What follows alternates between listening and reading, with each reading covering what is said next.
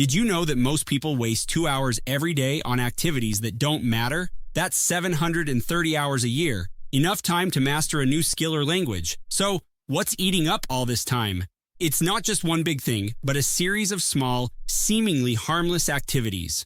Mindless scrolling through social media, binge-watching TV shows, or getting caught up in unproductive tasks. These time wasters add up quickly, leaving us wondering where our day went. This is a summary of Thibaut Meurisse's amazing book, Master Your Time. Chapter 1, More Than Just Busy Work. You might think you've got productivity all figured out. After all, you're busy from dawn to dusk, checking off tasks left and right. But what if I told you that being busy doesn't necessarily mean you're being productive?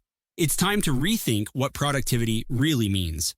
Thibaut Meurisse challenges our conventional understanding of productivity. He defines true productivity as doing the things we enjoy or find meaningful while being around people we care about. This definition might surprise you. It's not about cramming more tasks into your day or working longer hours. It's about the quality and significance of what you do. So how do you distinguish between meaningful work and trivial activities? It's not always easy, but it starts with asking yourself, is this task bringing me closer to my goals? Does it align with my values? If the answer is no, it might be time to reconsider how you're spending your time. But here's where it gets interesting. Meurisse introduces a concept that goes beyond traditional time management, energy management. He argues that the value of an hour of your time fluctuates depending on your energy levels. Have you ever noticed how some days you can breeze through tasks, while on others, even simple chores feel like climbing a mountain? This is where the 6 phases of the energy cycle come into play. Meurisse outlines them as protect energy, channel energy, allocate energy, invest energy, refill energy, and restart the cycle. Each phase is crucial in maximizing your productivity. Let's break it down. The protect energy phase.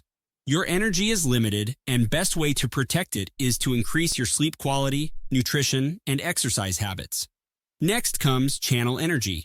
This is where you direct your peak energy towards your most important tasks. The allocate energy phase is about prioritizing. Not all tasks are created equal, and some require more mental energy than others. Invest energy is where the rubber meets the road. This is when you're fully engaged in your work, making progress on what truly matters. The refill energy phase is crucial but often overlooked. It's about taking breaks, engaging in activities that rejuvenate you, and spending time with loved ones. Without this phase, you risk burnout. Finally, restart the cycle brings you back to the beginning, ready to protect and channel your energy once again.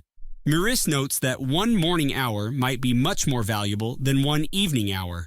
Are you a morning lark or a night owl? Start by observing your energy levels throughout the day. When do you feel most alert and focused? That's your golden hour for tackling challenging tasks. And don't forget to protect your energy by prioritizing sleep, nutrition, and exercise. Chapter 2, Past, Present, and Future. Have you ever considered how your perception of time itself might be holding you back? It's not just about what you do with your time, but how you view it. Are you constantly replaying past mistakes in your mind? Or maybe you're always daydreaming about the future, neglecting the present moment. Your relationship with time, past, present, and future, can significantly impact your productivity and overall life satisfaction. Meurisse suggests that many of us are misusing our past experiences. Instead of letting them limit our present and future productivity, we should be extracting valuable lessons to empower ourselves. But how exactly do we do that? It starts with shifting our focus to the present moment. As Meurisse points out, the present is where we actually live and make decisions. Yet, how often do you find yourself worrying about things that happened yesterday or fretting about what might happen tomorrow? This mental time travel can be a major productivity killer. But here's where it gets interesting.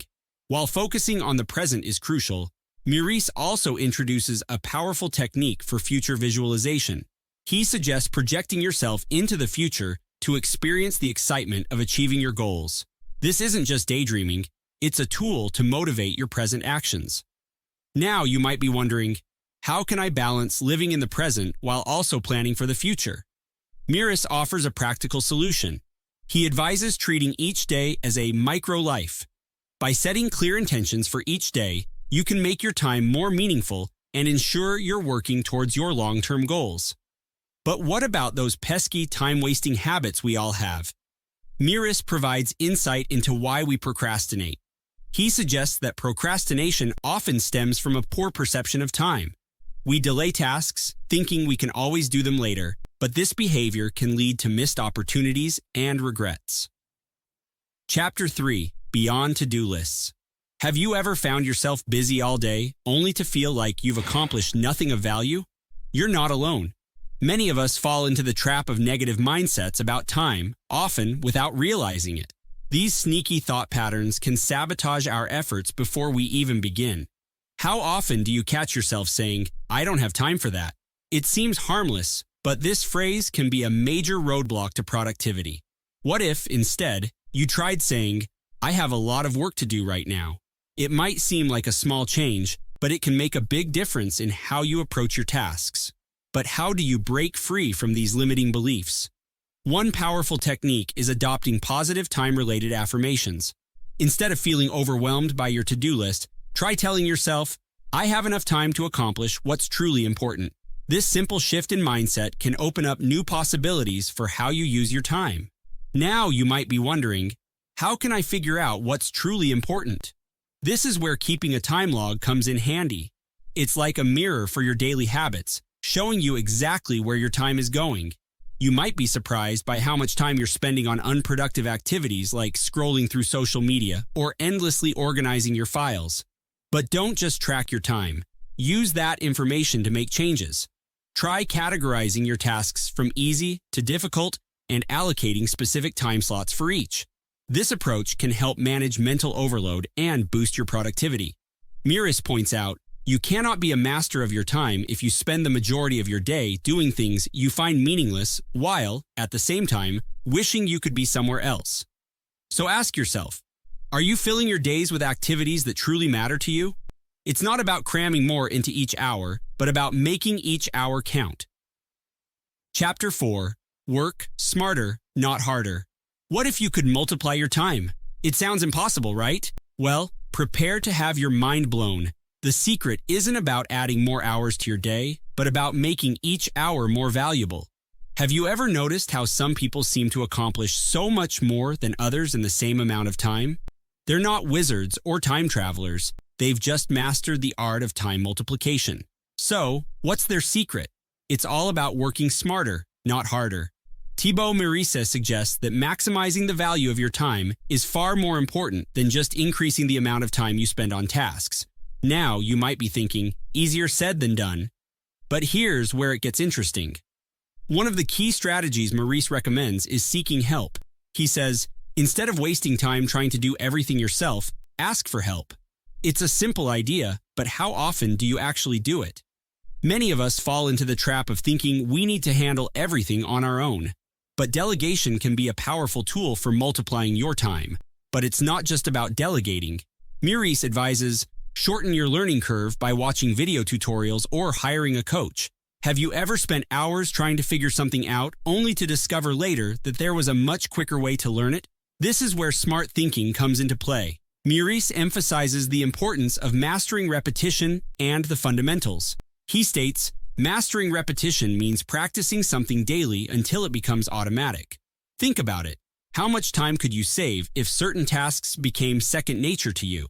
But Meurisse encourages us to focus on the most important tasks, the ones that have the greatest impact on our lives and careers. He suggests, find the best way to complete it and group similar tasks together. It's not about doing more, it's about doing what matters most. So, how can you start multiplying your time today? Meurisse has a practical suggestion. If you need to work on Google Sheets, take a short course to learn how to use it effectively. It might seem counterintuitive to spend time learning when you're trying to save time, but think about the long-term benefits. A small investment now could save you countless hours in the future. Chapter 5: The Key to Time Mastery. How often do you find yourself juggling multiple tasks, switching between them like a frantic circus performer? You might feel busy, but are you really being productive? According to Meurisse, this constant task switching is actually sabotaging your efficiency. Every time you shift your attention, it takes time for your brain to refocus, eating away at your precious minutes. Meurisse introduces us to the 80-20th principle, also known as the Pareto principle. This states that 20% of your efforts will yield 80% of your results. Imagine if you could identify that crucial 20% and give it your undivided attention. How much more could you accomplish? Now you might be wondering, how can I achieve this level of focus? This is where the concept of flow state comes in. Have you ever been so engrossed in a task that you lost track of time? That's flow, a state of deep concentration where distractions fade away and productivity soars. But achieving flow isn't just about willpower, it's about creating the right conditions. Meurisse suggests establishing daily routines to prepare your mind for focused work. It's like warming up before a workout. You're priming your brain for peak performance. Of course, in our hyper-connected world, distractions are everywhere. That notification ping, it's not just interrupting your work, it's derailing your entire thought process. Meurisse advises eliminating these distractions ruthlessly. Turn off notifications, communicate boundaries with those around you, and create a distraction-free zone. But developing extraordinary focus isn't just about what you do during work hours. Surprisingly, your hobbies can play a crucial role. Activities that require concentration, like reading or even allowing yourself to be bored, can help strengthen your focus muscle. Here's a practical tip to start building your focus today. Try this. Set a timer for 45 minutes and work on a single task without any interruptions. It might feel challenging at first, but with practice, you'll find your concentration improving. If you enjoyed this summary, please subscribe to our channel and see you in the next one.